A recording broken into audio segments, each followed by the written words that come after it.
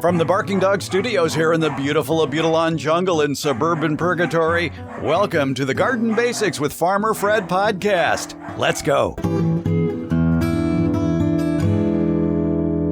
Today I'm interviewed by garden podcast host and horticulturist Marlene Simon, the plant lady, and the person behind the podcast, the Flower Power Garden Hour. Along with her co-host Bruce Ritter, we chatted last week on our podcast about the best vegetables to plant during a prolonged drought, along with tips to make your garden soil better at maintaining and using what little water you might have in a drought. Now, she's allowed me to repurpose this chat from her podcast here.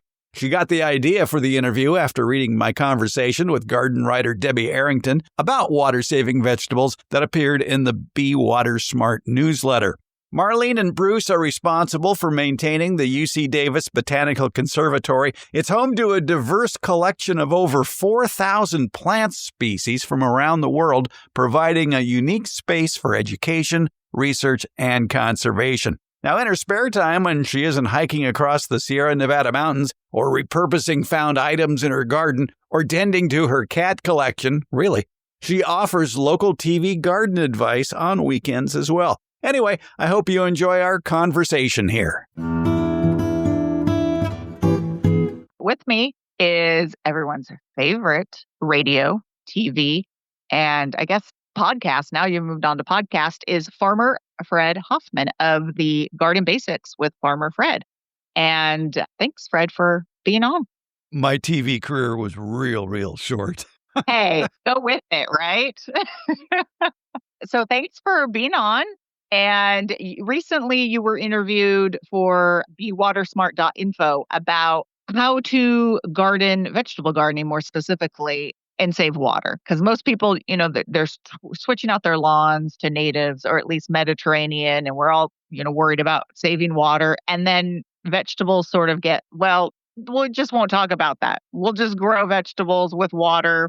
And I think a lot of times it's because we're, harvesting the food. So there's a trade-off there. But that doesn't have to be the case, right? You don't have to waste a lot of water doing vegetable gardening, correct? You take care of the basics and you can grow with a lot less water. We've got a lot of tips on growing vegetables using less water and what you can do with your soil, what you can do with your irrigation practices, and choosing the right vegetable varieties as well. Yeah. So as every gardener should, and what we're going to do, we're going to start with soil first, because soil is key for almost every garden, and it's very key for saving water. So most people, a lot of people who are getting into gardening think, I have to do a raised bed for whatever reasons.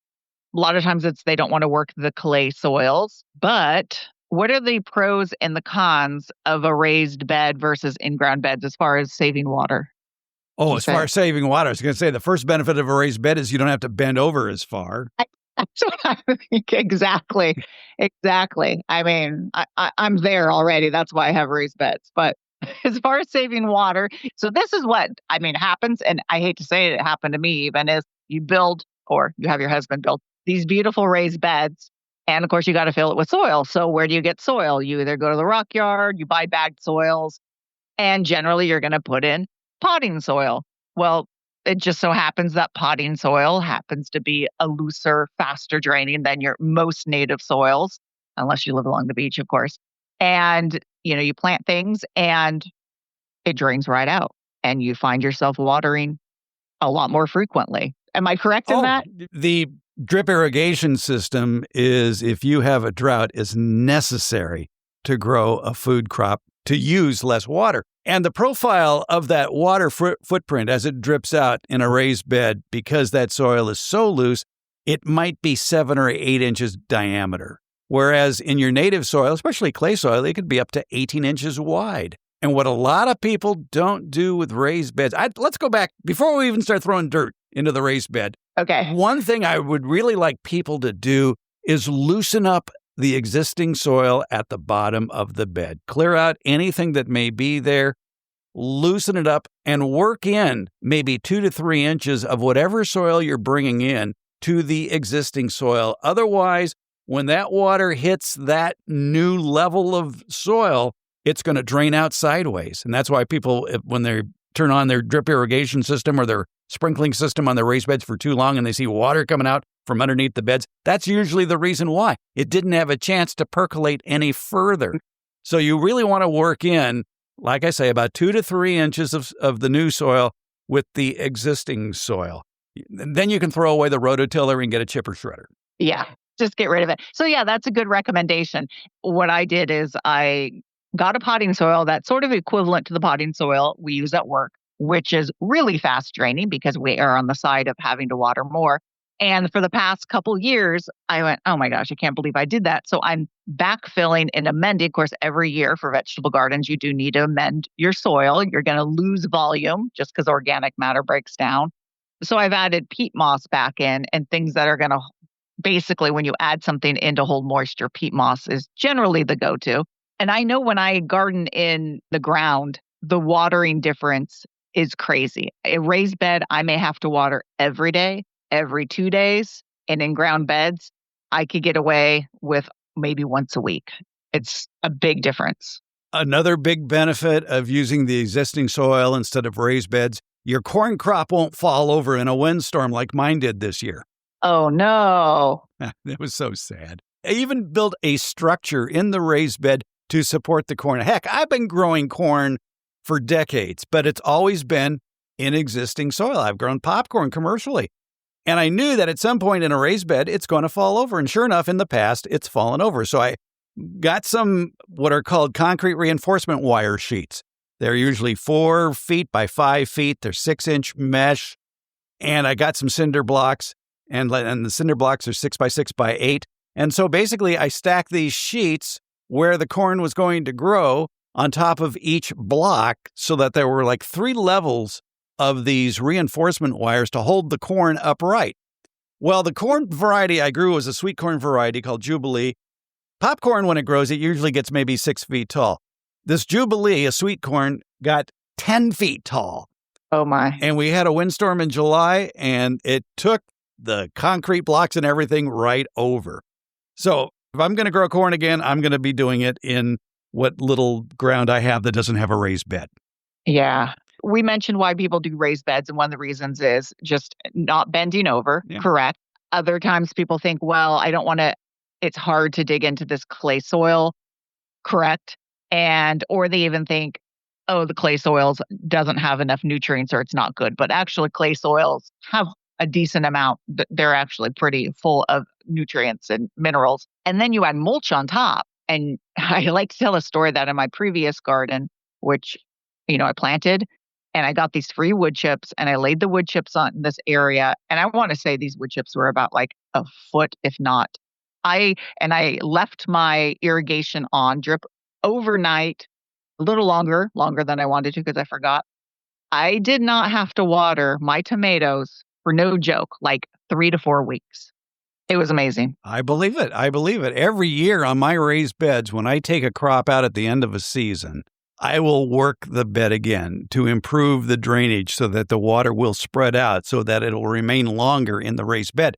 My beds are all 4 foot by 8 foot long. Okay. And I'll add maybe 3 of those 2.5 cubic foot bags of a good quality organic compost. And I'll mix in 2 or 3 bags per bed of worm castings as well. Mm. And I'll go back to the days of double digging. You get a workout. It's fun. Yeah, okay. I went fun, but you also ride your bike for 100 miles on your birthday. Yes, I do. Yeah. I should say, yeah. However old you are, that's how many miles you ride your bike. Well, I'm always superstitious, so I'll usually ride a few more than my age just for insurance. There you go. Yeah. All right. So it looks like Bruce has joined us. I am here. If you hear me, I stopped doing miles per my birthday when I hit 50. I said, this is my last one. Oh, yeah. Bruce is a retired cyclist like I am, but Fred still rides his bike. Bikes, yes. Yeah. I got the disease. I started riding my age when I turned 30 because I'm going to show them I can still do it. And I've just done it every year since, and it's fun. And I usually work in another couple of century rides every year, too. I'll be doing the Sacramento Century in October as well, which is a fundraiser for the Sacramento Children's Home Crisis Nursery. So I'm glad to be supporting them in their efforts. That'll be fun. Yeah, good. So we were talking about raised beds, and Bruce is having an issue with his soil being too quickly draining, but it's almost like a raised bed because it's stepped up from the rest of the ground about what, 2 feet? About 2 feet, I'm going to say, yeah. It's Yeah. built. What happened was there was a sort of a hill we covered with ivy. I ripped out all the ivy, and the hill was about, I don't know, 5 feet by 25 feet. And it ended up at ground level. So I built up a wall and filled it in and carted in soil. What did you And cart in? I just went over to the local stoneware field person and had topsoil carted in. And it seemed like good quality topsoil, had a very earthy smell to it when it came. But I also had a lot of clay underneath, so I had to dig that all in. And to make a long story short, it's exceptionally well draining, which has been a curse because I have to water every single day. Yeah, that's where the compost and worm castings amended once or twice a year can really help that soil retain moisture. And the other thing too, especially if you have a drip irrigation system, is people don't run enough lateral lines. In a 4 foot wide bed, I will have 5 parallel lines running the length of the bed. So they're about 8 inches apart. And I found then you get the overlapping of the water from the footprint. Whereas out in your native soil, you could have that, like I mentioned earlier, that circle could be easily 18 inches wide and you don't have to water as often. But with a with a raised bed, yeah, especially if you've got a really nice potting mix in there, that's mostly very easily draining product. Yeah, you have to build up the organic matter. Now, besides the worm castings and adding the compost, I'm popular in this neighborhood where I live because I will go out and volunteer to rake up everybody's oak leaves in the neighborhood. A lot of oaks around here. So I will rake up their leaves, bring them back, and put them in my compost bags. I have 100-gallon compost bags that I put them in and just keep them wet, and they break down. But also I use those leaves just to throw on top of the beds to about 6 to 10 inches deep over the winter if I'm not growing a cover crop there. Then in effect, that mulch, the leaves, are my cover crop because especially what I like to do is chop them up with either a mulching mower or a weed whacker and then spread them on the beds. And they break down fairly quickly. They will last the whole season, but they're feeding the soil as they break down. The microbiology in the soil loves it. The moisture is better retained. It suppresses weeds and it suppresses fluctuations in soil temperature as well.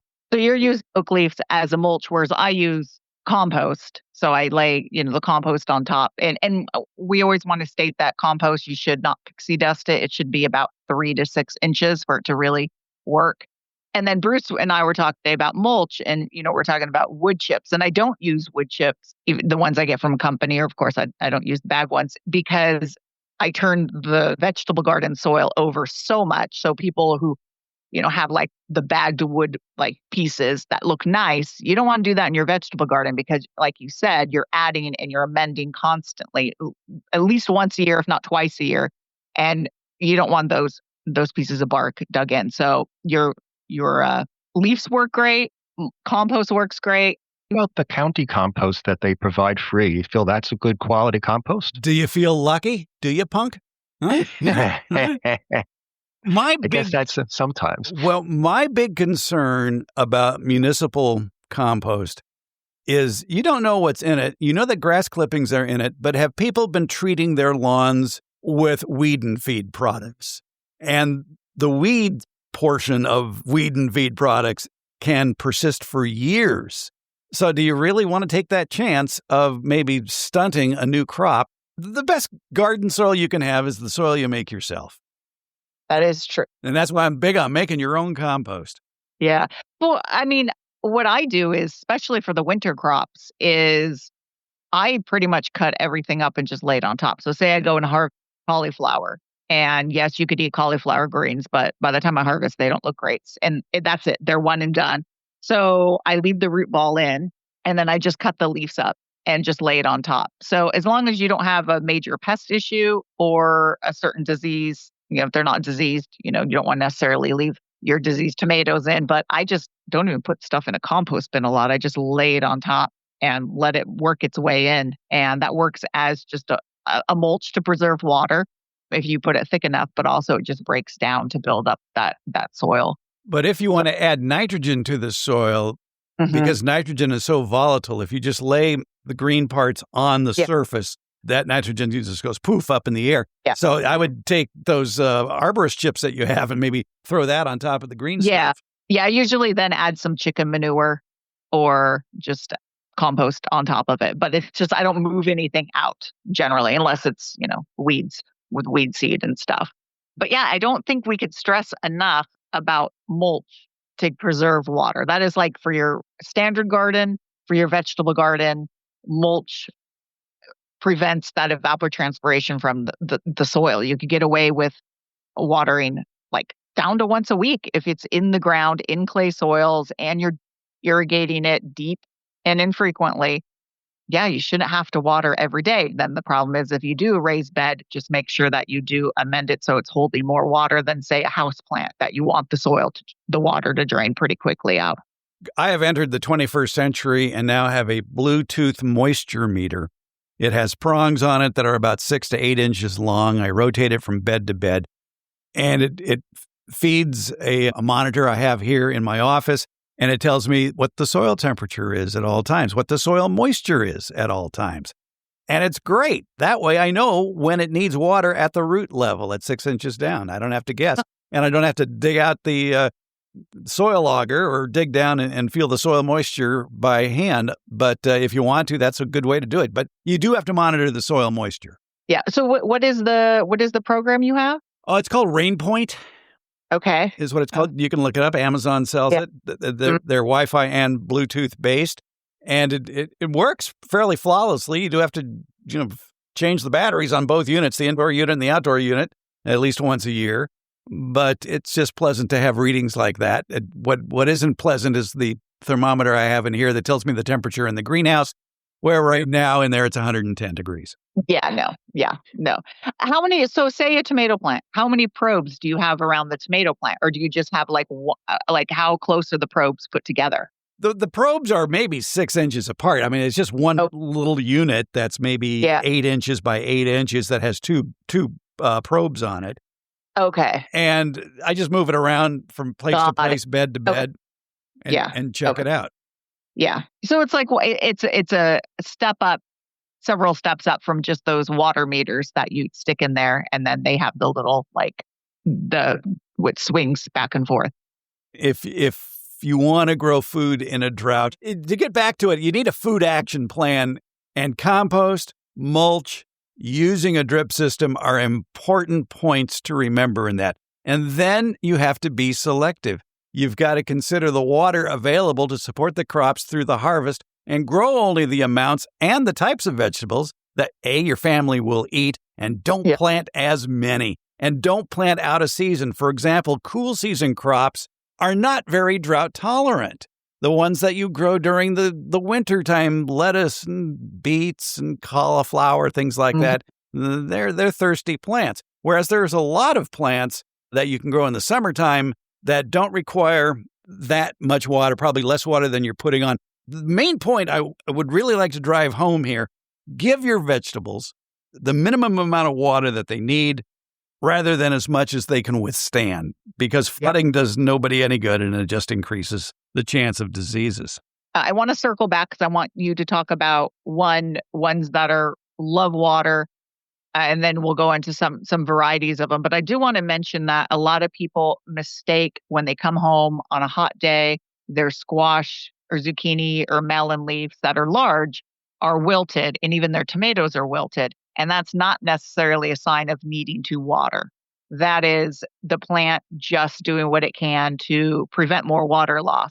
So this is where, going back again, you always want to check the soil moisture, because you could be watering when you don't need to. It's just the plant's way of dealing with the heat and the stress. So you'll see afternoon wilt. When you grow pumpkins, it's pretty bizarre because the leaves are so big and they just look like they've melted. But the next morning, without doing anything, they're perky again. Exactly. That's why you should walk your garden every morning. And then if you start seeing wilted plants, then you will check the soil moisture level and see if it's okay or not. But walking your soil, checking the plants every morning, it saves a lot of stress from doing it in the late afternoon. when all sorts of other problems could be happening. I want to Yeah. also circle back to a lot of people make the mistake with clay soil is they think that, oh, I've got clay soil, it's terrible soil, blah, blah, blah. Actually, clay soil is very good soil. Good. Do not make the mistake of if you're going to put in a shrub or a tree or a perennial and you dig a hole in clay and you think, well, I'm going to treat this plant right. I'm just going to pour in a bag of brand new potting soil into this hole. Don't do that because all you're doing is creating a sump where all the water is going to go. If you remember high school biology class, you remember that water moves from an area of greater pressure to lesser pressure, osmosis. And that loose, friable, nice potting soil you just bought is going to collect all that water from the clay soil, and you've basically created a bathtub in the middle of your yard. So just use, like you said, native soil. Yeah. And if you want, if it makes you feel better, put in a handful or two of compost and mix it in and then lay it on top. But yeah. And that, like you said, that goes for planting anything. Some plants are not forgiving. You go do that with a ceanothus. That ceanothus will probably just die on you right away with the water around it. That brings up a whole other issue, too. Don't get me started.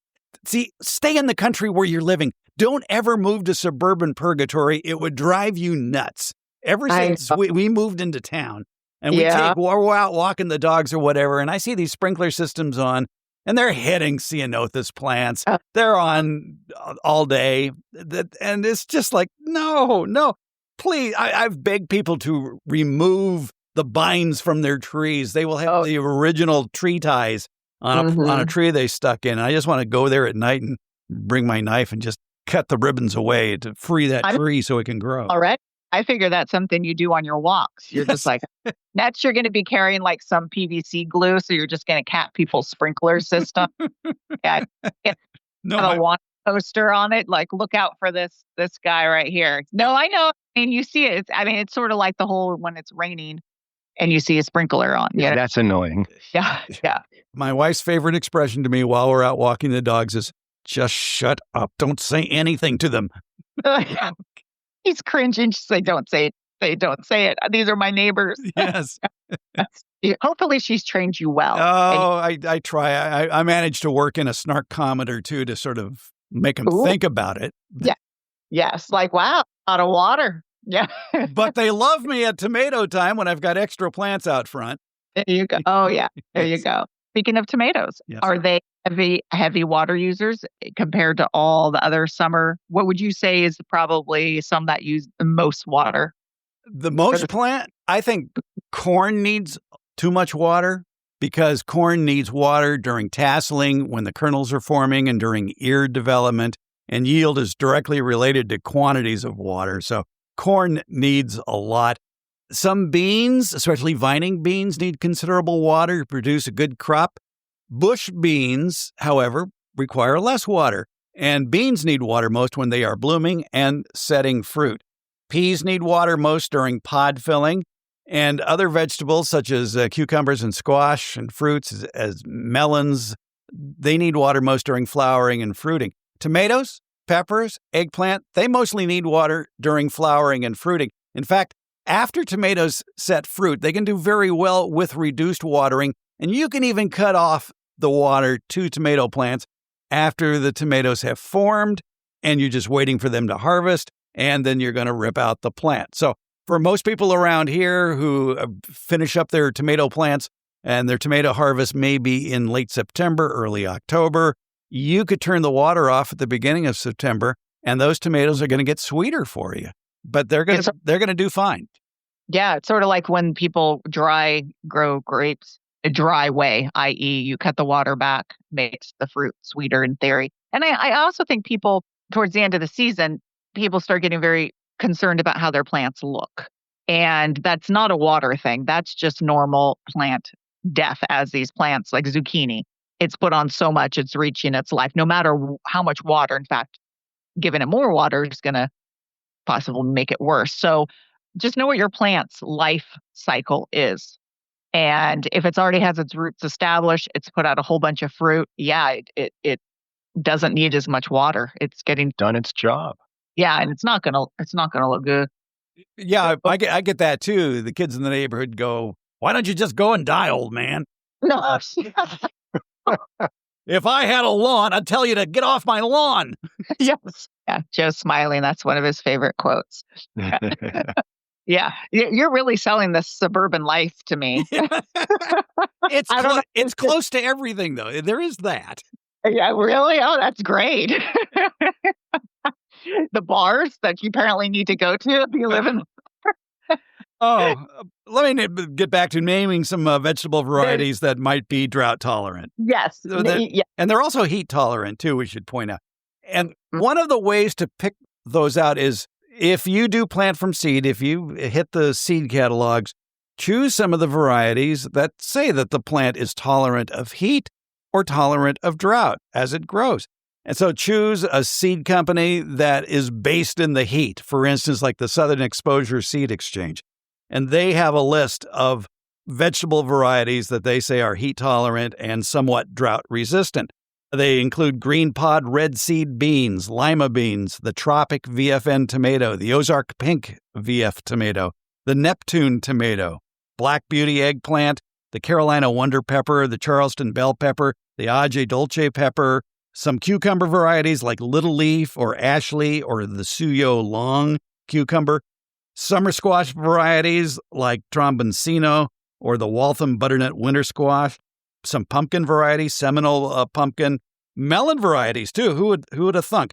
Missouri gold melon, top mark melon, sweet passion melon, Kansas melon, crimson sweet watermelon, strawberry watermelon, and of course okra, Gold Coast, Stewart Z Beast, and Beck's Big Buck okra.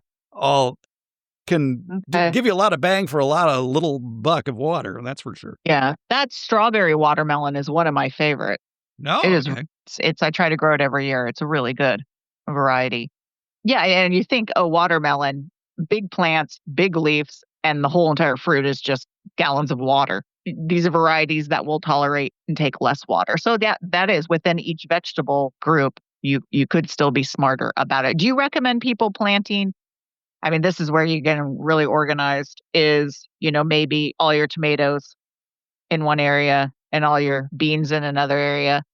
I guess you could control the watering slightly different with that. So if you're really trying to dial it in, well, and you have to really dial it in, you'd want a hydrozone, which is to put plants with similar watering requirements in the same bed.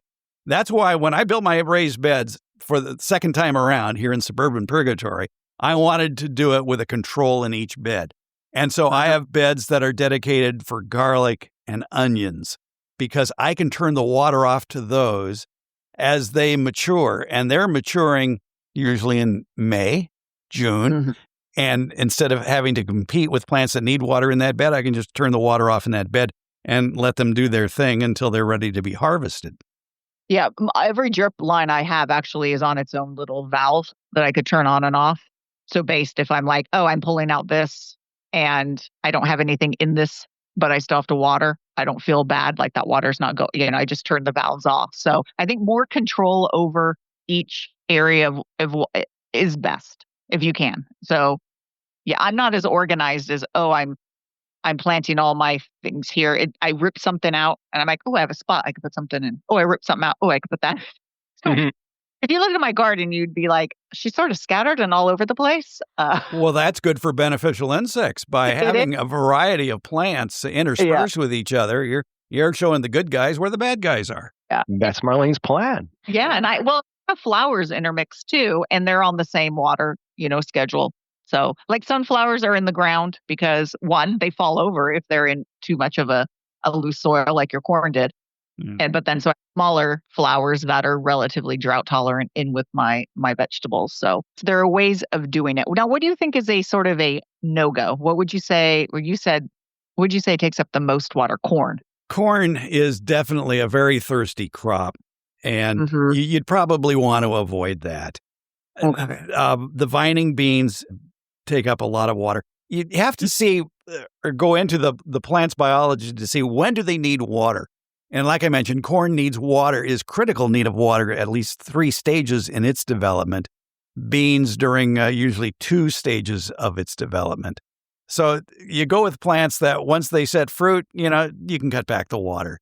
Tomatoes, peppers, eggplant, again, flowering, fruiting time. But after tomatoes set fruit, they can do very well with reduced water. And of course, corn takes up a tremendous amount of space. And if you have a small garden, Mm-hmm. it's a lot of space to devote to one plant, which, doesn't produce for that long a period. Being a gardener, you start waxing romantically about, oh, sweet corn. I can do what Grandma used to do and start a pot of boiling water on the stove and then go out and harvest the corn and then immediately throw it into the boiling water and have the best corn possible. Bruce, be careful talking smack about corn. Remember, he grew popping corn for years and years. Well, I've tried corn, and I ended up with a Mexican, what do you call it, a delicacy in my corn. Oh, yeah. Oh, maize. Was it maize chulpe? It was, I don't know, it was corn smut. Okay. I call it corn smut. Okay. Well, there is a Mexican corn. Actually, it's a South American corn variety called maize chulpe that they serve in restaurants down in South America as an appetizer. It looks like corn nuts. Yeah. And it grows about 10 feet tall on a stem that you could use as a baseball bat. Oh, wow. And it turns out it's a lot of work harvesting all that corn and drying it, but it is possible. And that didn't require much water at all, the maize chulpe. So if you want to try that, be my guest and create a new South American appetizer for North America. Right. So one interesting thing is down the street from us, every year they grow corn. And this year they did not. And every year they would flood irrigate it. And this year I noticed there was a sprinkler system, like the portable lines of the Rainbird type sprinklers. And I'm like, gosh, it's late and they're overhead watering. And I'm looking and sure enough, there's corn popping up. Do you think later in the year, like they're planting now, that's probably worse for water? It's probably going to take more water. It depends what they're growing the corn for. Is it field corn? If it's field corn, you can cut the water off on that. Oh, yeah. And they're doing overhead watering. And I mean, I know there's a lot of varieties of corn now that are much shorter, but I still was like, they don't have really, I don't know what's going on, to be honest. I'm like, this is going to be interesting. Yeah. We'll keep an eye on it.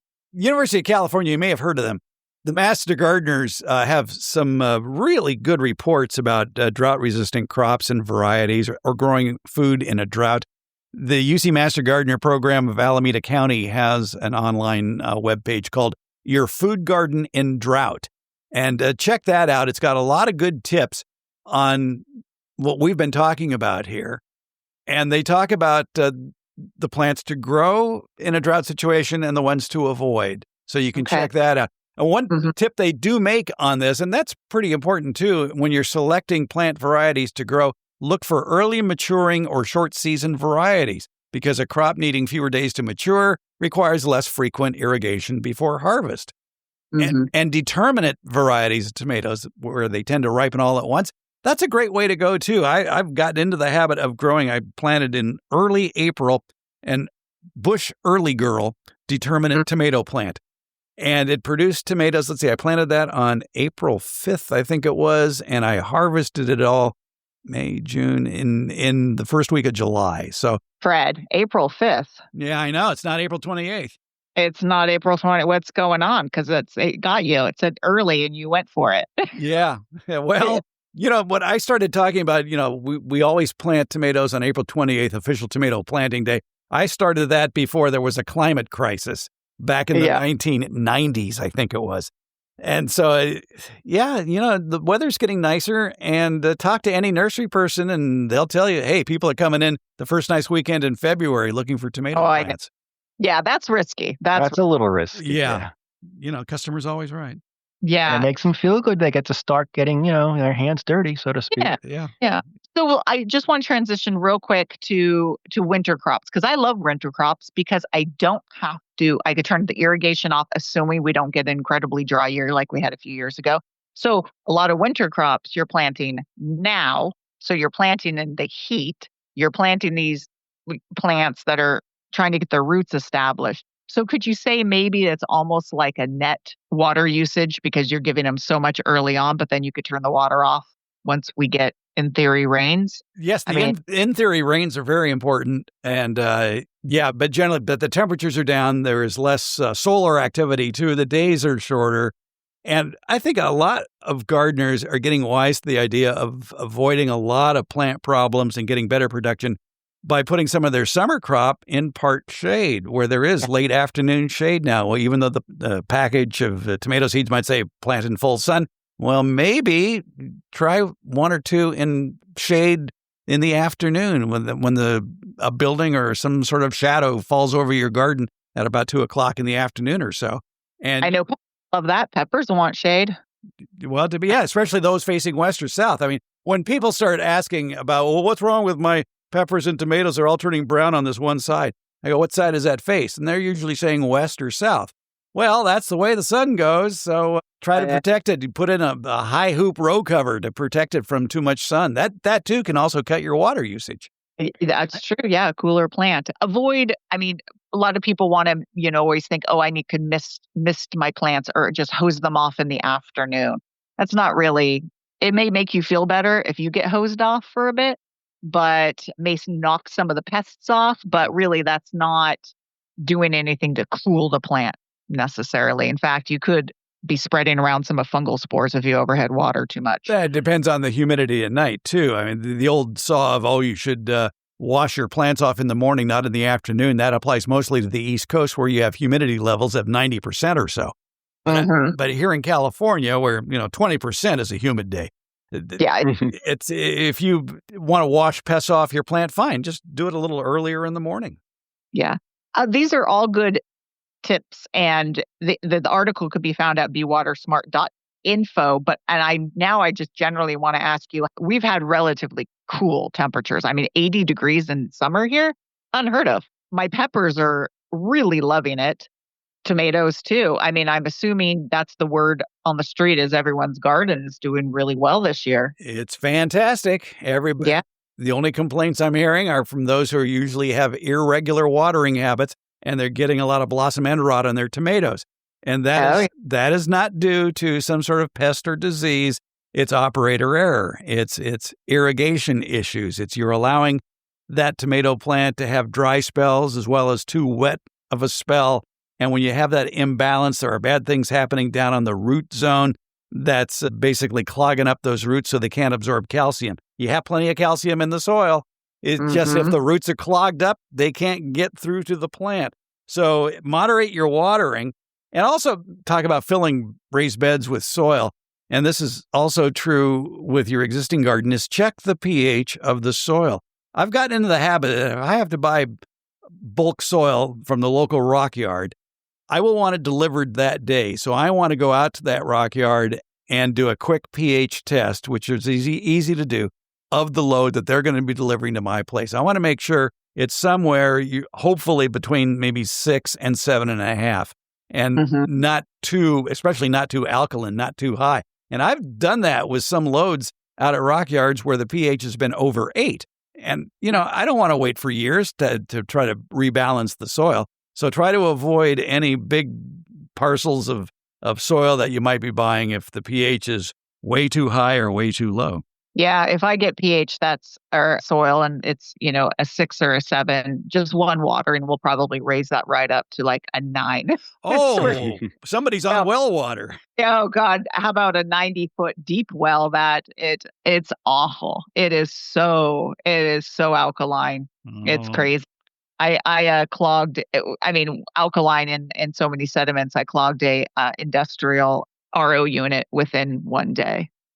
Wow. All the things just, so yeah. But the nice thing is my vegetables don't seem to care so much. Like, can I grow other things? No. Yeah, blueberries would have a hard time there. Yeah, don't even. Don't even. But yeah, that's a good point. Just know your soil. Know your soil, know your watering. Know your water. Know your water. Yeah. Know where your water's coming from. Know basically what your soil makeup is as well. And yeah, and just don't assume that, like you said, my plant's suffering from calcium, that, I have no calcium. And then you start adding gobs of fertilizer. That could be a whole different topic. Yeah, that is, but all it does is make money for nurseries. Yeah. All right, but getting back to your well, yeah. How often do you have to flush your drip irrigation lines? It's so bad, Fred. I don't even flush them. I use the drip tape. Oh, okay. And I replace it every year. I run into problems midway through the next. It's bad. How do you keep squirrels from chewing up the drip tape? I have a lot of cats. There's no Okay, squirrel. all right. How to keep the cats from chewing up the drip tape? There's one squirrel, and I looked at him the other day, and we looked at each other, and I said, you need to get out of here. Like, so, the cats don't care about drip tape. Yeah, as long as they're getting the good food from us. I mean, that is the problem with irrigation, drip irrigation as well. I should say, beginning of the season, don't assume your irrigation is fine. Over winter, things happen to the drip lines. They come undone. You get holes in them. And that is one of the biggest wastes of water is just bad irrigation setup. Oh, yeah. Check your connections and watch out for ant colonies. Is that where they're at? Well, they're going to hang out where the water is. And if they find an opening big enough, they will clog up a half-inch pipe. Really? Yeah. The ant? Wow. That's a lot of ants. That's a lot of ants. Yeah, you ought to see them coming out the end of the pipe. I used to have issues with earwigs getting into the emitters and then promptly dying. And then I'd come back, a couple of weeks later, why is there no water coming out of these? And I'd open them up and there'd be a little dead earwig in them. Yeah. Yeah. So irrigation. You got to watch for that. Yep. Yeah. Irrigation before you turn it on for the season. And then it's sort of almost like you have to tune your ears into leakage. You're like, wait a minute, I hear a gush of water, or that sounds louder over there. And then you sort of track it down. Exactly. Use your ears to look for leaks. Yeah. Yeah. Yes. Because then you go, oh man, is my back ready for me to bend over and fix this? That's where I'm at. I'm the go-to guy in this neighborhood when somebody needs a spare drip part. Yes. Oh, I know. Generally, though, I'm like, why do I have all these half-inch ones? When did I have half-inch lines? Usually it's like I never have the part I need. Getting back to the topic quickly of some plants that you may not want to grow in a drought because they need a lot of water to grow. Uh-huh. There was a farm advisor years and years ago named Paul Vossen, worked for the University of California, and he came up with a list of plants about what not to grow in a drought. And he talked about strawberries, raspberries, blueberries, blackberries, table olives, table grapes, peaches, nectarines, pears, asparagus. He mentions peppers and eggplant too, cutting greens, spinach, watermelon, corn, beans, and summer onions. We talked about some of the exceptions to that. That's just about everything I want to grow. He mentioned asparagus. That's interesting because that's a perennial. So you think, okay, the roots are already established. I don't know. So he's saying that uses a lot of water. Yeah, I mean, it does. Anybody who's ever grown asparagus knows you have a jungle by July. That gets 5-6 feet tall, and the water has to support that. Yeah, true. I'm trying to think. I turned off the irrigation to this one area, and I should go take a look at it. Yeah, but that doesn't leave a lot to grow, though. Well, again, if we go back to the soil, and if you amend the soil to where it can absorb and hold more water, I think you can get away with it, and also growing it in part shade or using high hoop row covers can help mitigate the problems too. So it's possible to grow a successful garden during a drought as long as you have at least some water during the critical portions of whenever that plant is going to mature. And I think your idea of only growing what you need is really important because if you're one or two people, you don't need 10 tomato plants. Get by on 2. Nurseries are finally catching on to that, and you see fewer and fewer 6-packs of vegetables because who needs 6 early girl tomatoes? Yeah. For a family of 4, maybe 4 tomato plants, and that's about it. And also, I like the idea, too, of using the quicker growers and the determinate varieties to get through the drought a little quicker. Now, can you put determinate varieties into your garden late so that way you get a full crop? Sure. You could it depends on, of course, on your soil temperature and length of day. But for the most part, if you wanted to plant tomatoes in late July, you could have a harvest. Just choose varieties that are going to mature between 55 and 65 days. But you got to be careful about, can there be an early frost? That's usually very rare here, although it has happened in November. Yeah, by November, if they're determinate, you're just getting your tomatoes if that's the only crop you plant. But generally by November, I'm like, okay, tomatoes. Done with them. No. The idea is to get it through Christmas. That's right. Yeah, whatever. Before we go, because I don't want to take all your time, I do want to mention you talked about shade and cooling. I do want to talk about sort of the heat sinks. So many people are using those metal troughs. A lot of people use pea gravel for their beds around. So think of all these heat sinks and all the heat that's reflecting off of these, like walls, cement, the pea gravel, the metal troughs. All those heat equals loss of water. So just be aware of that as well. It may look nice, like the metal troughs with the pea gravel. I even see pictures. I'm like, oh, that's nice. And then I picture myself being in the summer when it's 110 right out there. And I'm like, oh, not so nice. Well, a lot of people are using the watering troughs for plant containers. Where do you buy watering troughs? You'd go to maybe Tractor Supply Company. Yeah. What else does Tractor Supply Company sell? They sell tractor paint. And applying some coats of paint that are tractor colors to the outside of those metal bins can help cool them down a little bit. So Kubota orange? Kubota orange, yeah. John Deere green, Ford red, Ford blue. Yeah. Mine is International Harvester red on my blueberries. Okay, nice. Oh, yeah, you get color coordinated. There you go. Well, thanks, Fred. So, Fred, your podcast is Garden Basics, and you put an episode out each week. Amazing. And I would stop bragging each week. Wow. And that's on basically all the major podcast platforms. Yeah, if you can get a podcast, you can get it. It's everywhere. There's a newsletter, too, called Beyond the Garden Basics that also comes out on Friday where I can get more wonky.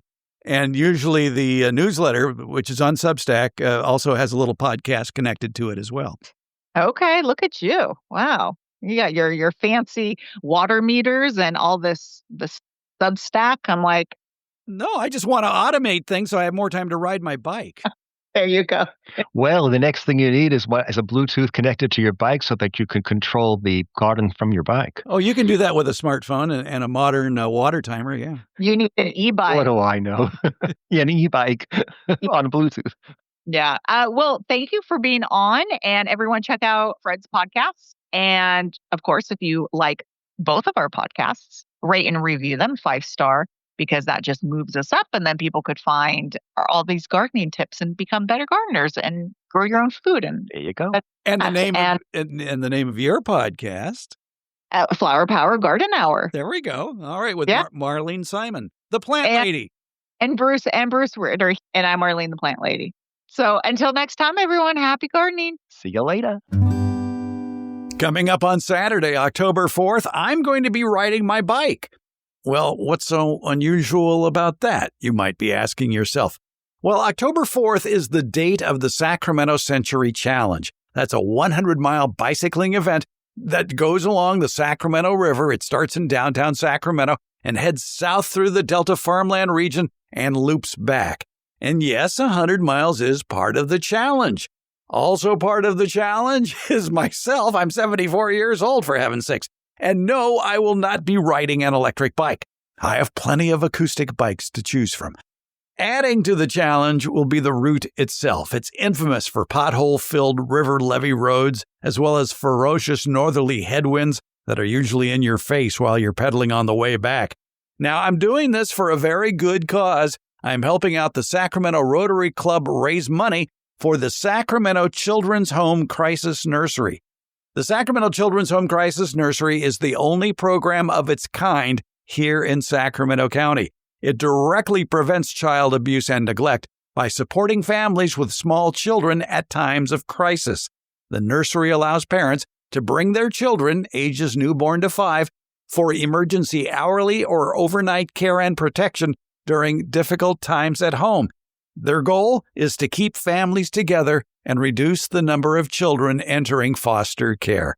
We're calling this Farmer Fred's Ride for the Kids, and we'll have a link in today's show notes with more information on how you can donate to help out the Sacramento Children's Home Crisis Nursery and urge me onward. So how about it? Maybe you could pledge 10 cents a mile. That would be $10, along with a hearty, "You go, Fred," or maybe a more generous $1 a mile. That's $100 to help give me the mental endurance for this all-day ride And at my age, I'll have you know, I will take my time, thank you, and enjoy the farmland scenery, and of course, try to stay upright on the bike.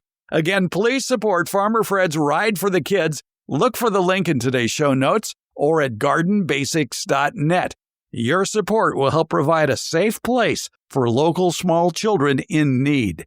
Thank you for your support. Let's go.